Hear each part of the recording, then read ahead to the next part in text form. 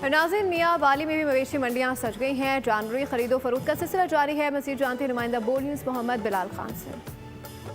जी बिल्कुल, सुन्नत इब्राहिमी की तकमील के लिए टाइम बहुत कम है और मुकाबला बहुत सख्त है। मियाँ वाली की बात की जाए तो मियाँ वाली में भी जो मवेशी मंडियाँ हैं वो सज चुकी हैं। ख़रीदारों का कहना है कि जो रेट्स हैं वो बहुत ज़्यादा हैं। इस वक्त हमारे साथ एक शहरी भी मौजूद है, इनसे भी बात करते हैं कि इनका इस हवाले से क्या कहना है।